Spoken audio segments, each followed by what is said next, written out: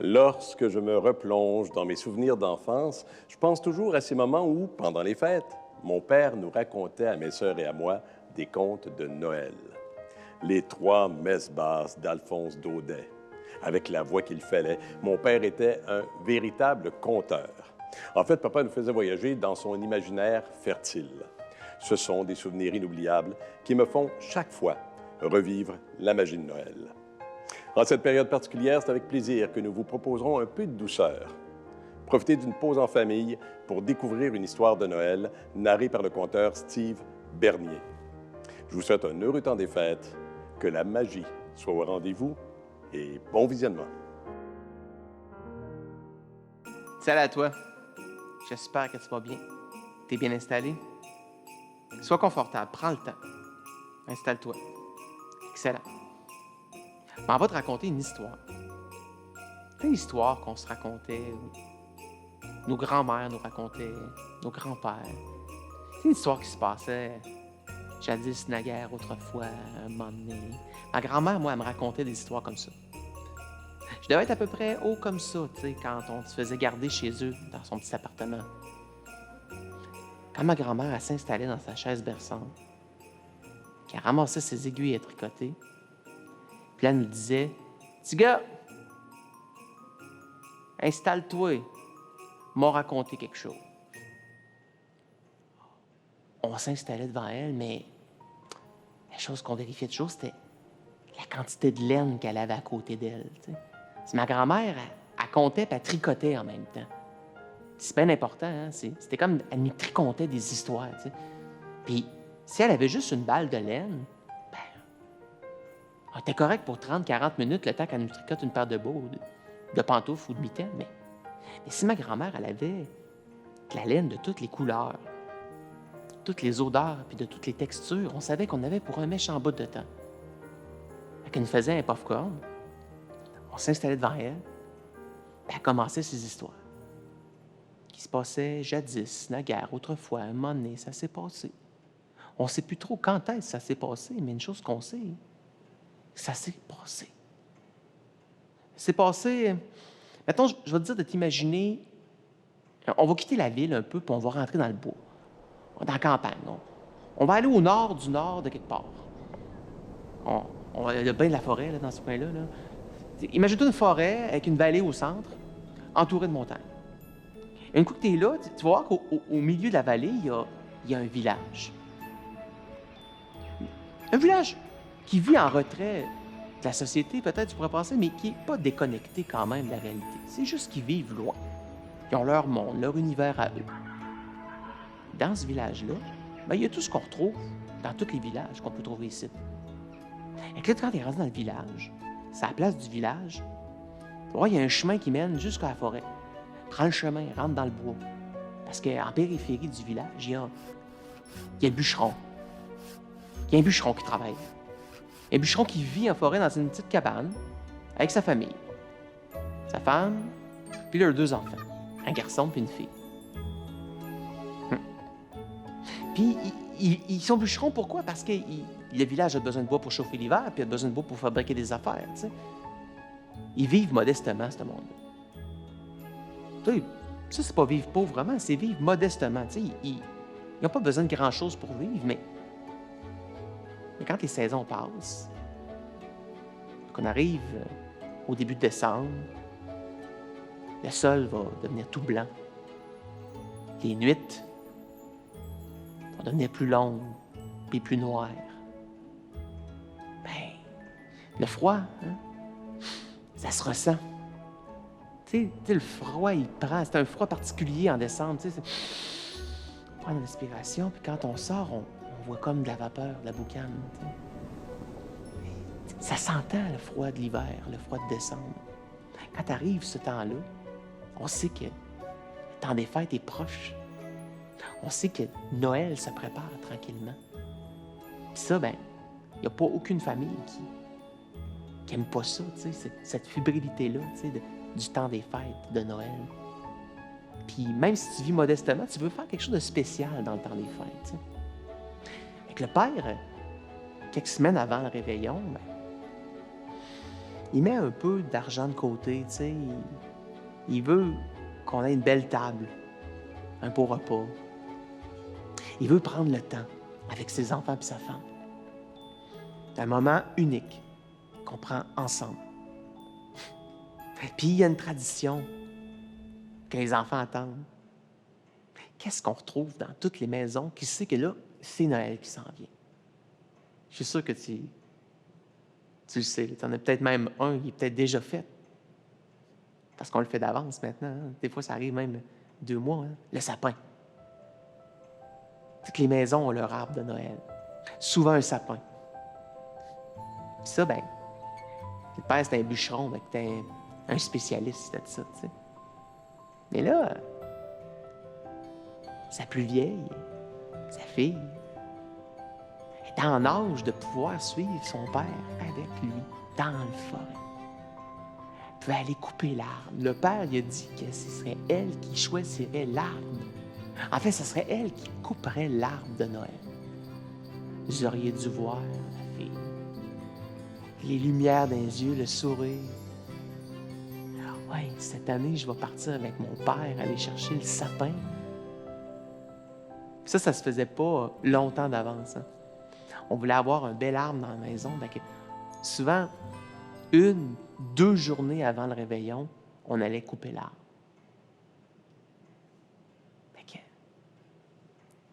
Pendant 1 semaine de temps, la petite fille a affûté sa hache, tu comprends-tu? Délicatement, pour avoir une âme bien tranchante. Bien tranchante, tu sais. Quand est arrivé le jour et elle a coupé l'arbre, la mère elle a refait un lunch. Une grosse collation, un gros repas pour aller chercher le sapin. La petite fille était un peu inquiète. Un lunch, maman?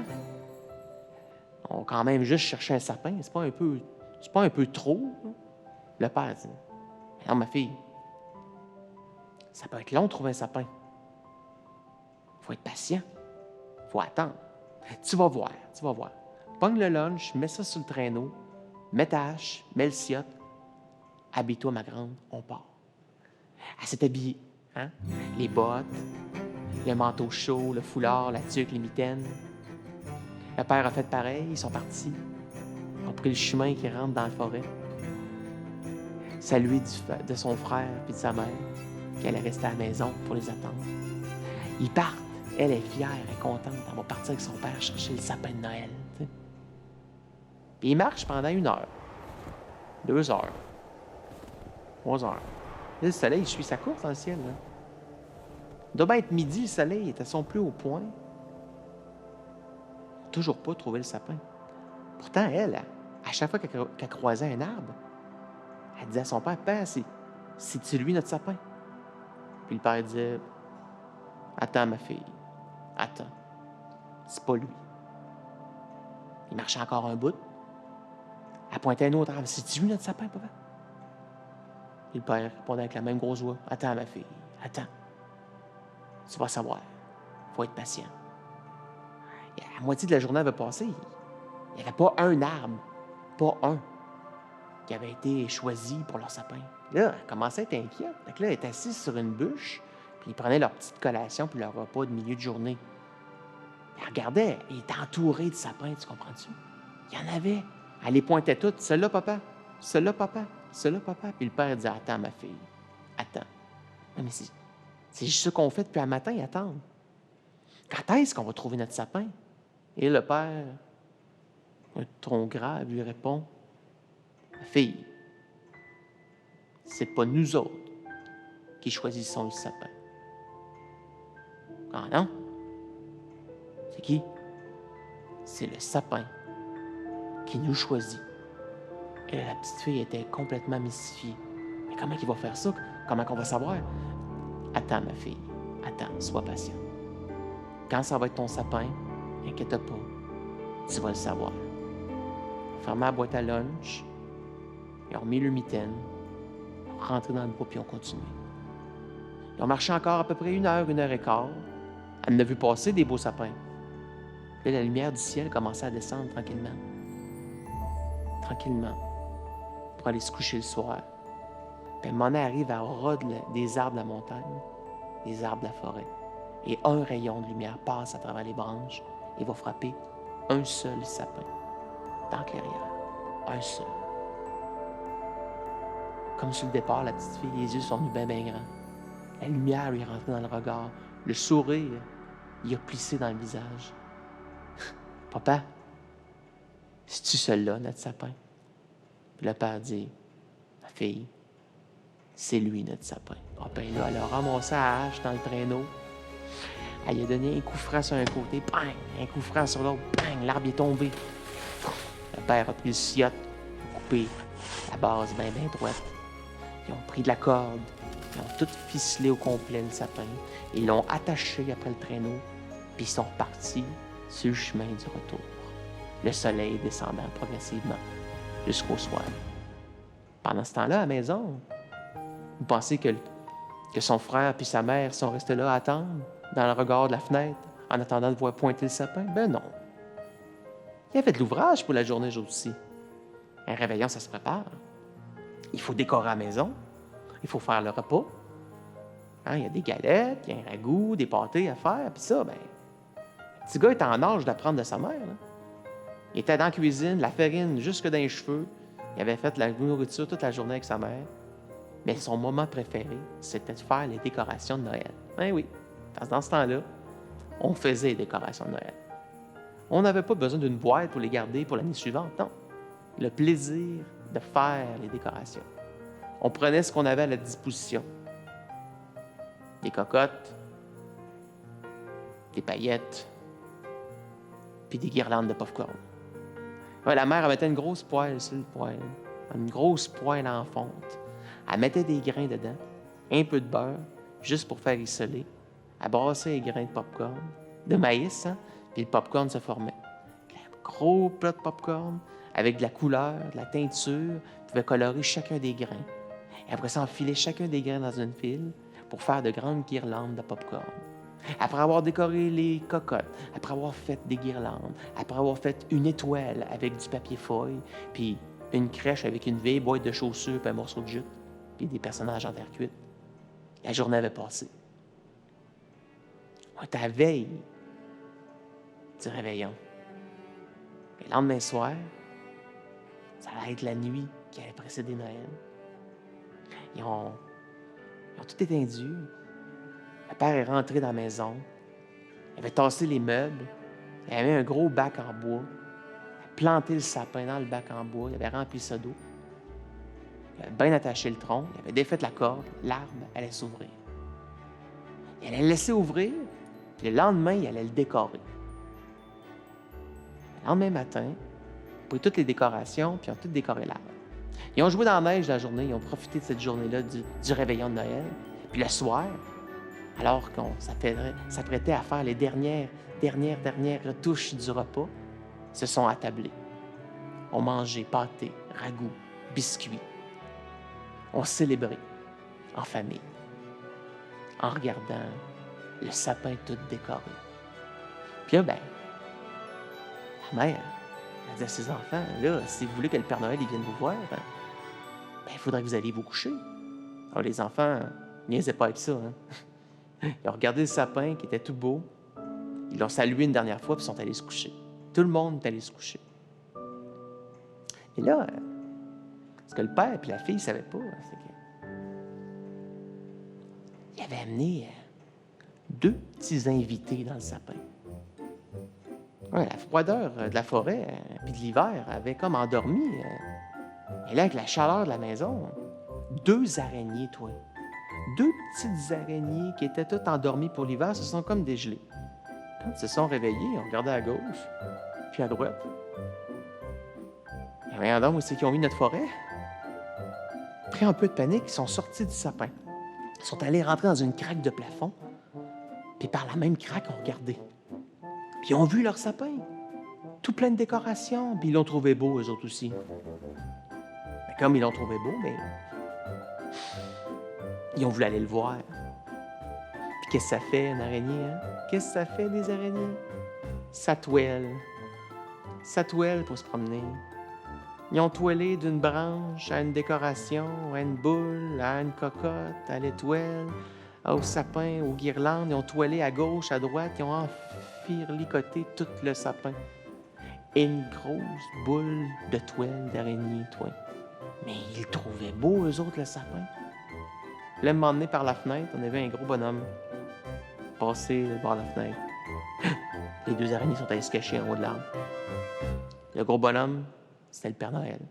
Et il rentre dans la maison, il débose son sac, il ouvre son sac, sortir les cadeaux. Quand il se tourne vers l'arbre, il voit... Qu'est-ce que c'est ça? Il voit le sapin, toi. Mais voyons donc, toi. Puis là, il sait bien, lui. Il voit en haut les deux araignées, toi. Il pogne le canot, il les regarde, il dit, franchement, qu'est-ce que vous m'avez fait là? Oh, on s'excuse, Père Noël. On le trouvait beau, nous, le sapin, tu sais.